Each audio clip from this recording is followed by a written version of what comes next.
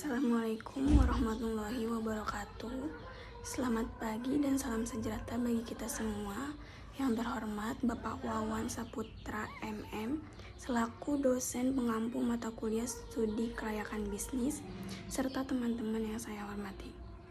Kenalkan, kami dari kelompok 6 yang beranggota 4. Perkenalkan, nama saya Rizka Walia, rekan saya Aulina Intan Nabela, Febi Indri Kusuma Wardani, dan Siha Andin. Pada kesempatan kali ini, kami akan mempresentasikan hasil makalah yang berjudul Analisis Komprehensif Kelayakan Usaha UMKM Kuliner dengan Pendekatan Multiaspek Studi Kasus pada Geprek Bensu. Melalui presentasi ini, slide pertama yaitu latar belakang. UMKM merupakan pergerakan utama perekonomian Indonesia. Sektor kuliner berkembang pesat karena kebutuhan masyarakat terhadap makanan. Persaingan usaha kuliner semakin tinggi sehingga diperlakukan studi kelayakan bisnis. Geprek strategi branding, digital marketing, dan sistem franchise. Yang kedua, ada rumusan masalah. Analisis kelayakan berdasarkan 5 aspek. Yang pertama, aspek teknis. Yang kedua, aspek ekonomi atau keuangan. Yang ketiga, aspek hukum. Yang keempat, aspek teknologi. Dan yang kelima, aspek lingkungan. Di sini ada slide yang ketiga, yaitu tujuan penelitian. Yang pertama, menganalisis kelayakan usaha Geprek Bensu, menilai aspek teknis, menilai aspek hukum, menilai aspek ekonomi, menilai aspek teknologi, menilai aspek lingkungan, dan memberikan referensi bagi pelaku UMKM. Selanjutnya ada landasan teori.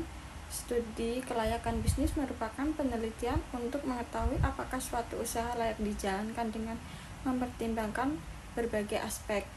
Berikutnya ada tujuan. Yang satu, mengurangi risiko usaha. Yang kedua, dasar pengambilan keputusan. Yang ketiga, menentukan strategi bisnis. Yang keempat, menilai potensi keuntungan. Slide selanjutnya ada metode penelitian.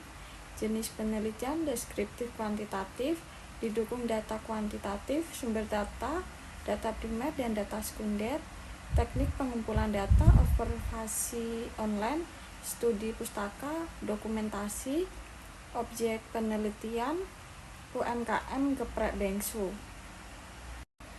Selanjutnya ada profil Geprek Bensu, identitas usaha, nama usaha Geprek Bensu, pendiri Ruben Onsu, berdiri 2017, jenis usaha kuliner ayam geprek, sistem franchise atau kemitraan, operasional seluruh Indonesia.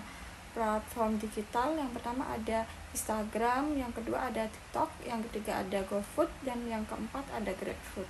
Selanjutnya ada analisis aspek teknis. Pada aspek teknis, hasil analisis menunjukkan bahwa usaha Geprek Bensu dinilai layak untuk dijalankan karena lokasi yang dipilih sangat strategis sehingga mudah dijangkau oleh konsumen. Selain itu, proses produksi sudah menggunakan SOP terstandar sehingga kualitas makanan tetap konsisten di setiap gerai.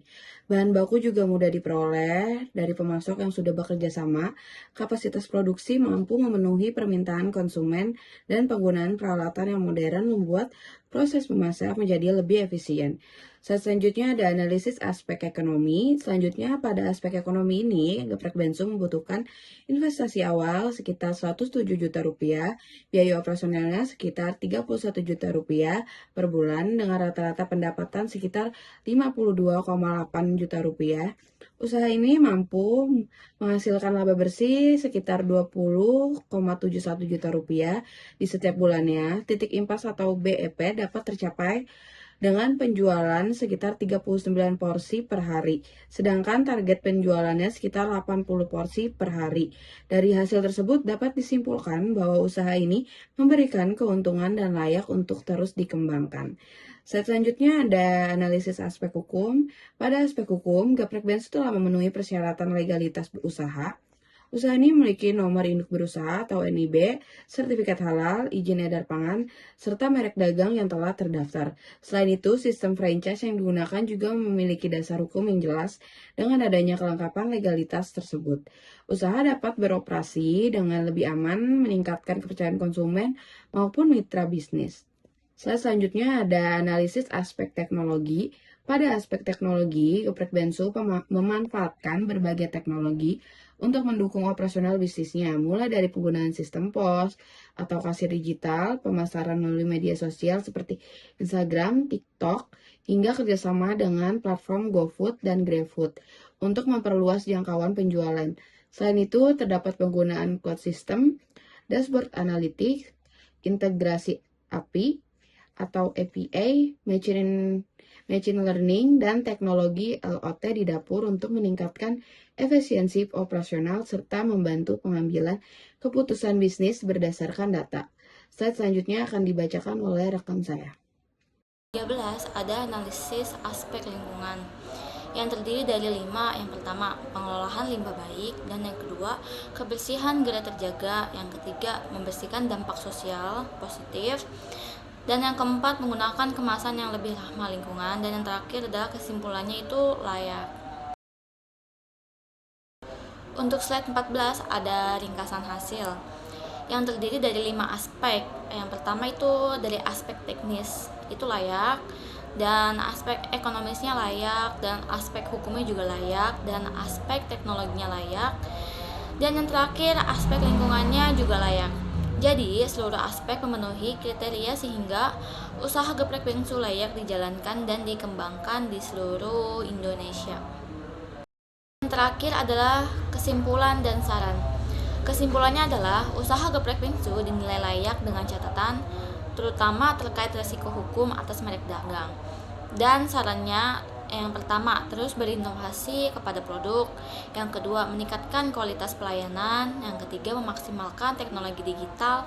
Dan yang keempat, mengembangkan kemasan ramah lingkungan. Dan yang terakhir, menjadikan hasil penelitian sebagai referensi bagi pelaku usaha dan penelitian selanjutnya.